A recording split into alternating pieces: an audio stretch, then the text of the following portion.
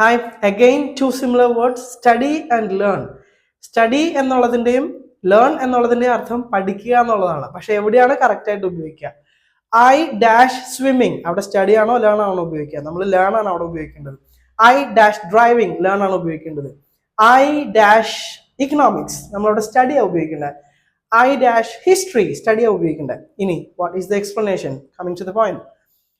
Study എന്ന് പറഞ്ഞാൽ നമ്മളൊരു ബുക്കിൽ നോക്കി ഐ എം റീഡിങ് ആൻഡ് ഞാനിത് ബൈ ഹാർട്ട് പഠിക്കുകയാണ്. ഓക്കെ, അതിനെയാണ് ആ ഒരു സിറ്റുവേഷനിലാണ് I say I study, whatever it is, I say I study.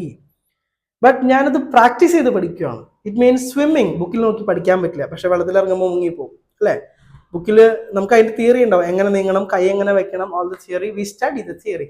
We study swimming എന്ന് പറഞ്ഞാൽ റിസർച്ച് ആയിരിക്കും നടത്തുന്നത്. എന്തുള്ള കാര്യങ്ങൾ എങ്ങനെയൊക്കെയാണെന്നുള്ള റിസർച്ച് നടത്തുമായിരിക്കും സ്റ്റഡി എന്ന് പറയുമ്പോൾ.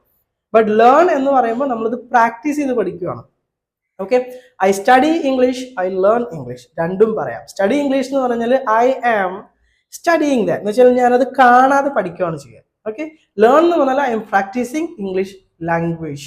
ഒന്നുകിൽ ഞാൻ സംസാരിക്കാൻ പഠിക്കുന്നതായിരിക്കാം, അല്ലെങ്കിൽ I listen, I read, I write, whatever it is, I practise skills. Okay, study and learn difference ഇതാണ്. Okay, I hope you are clear.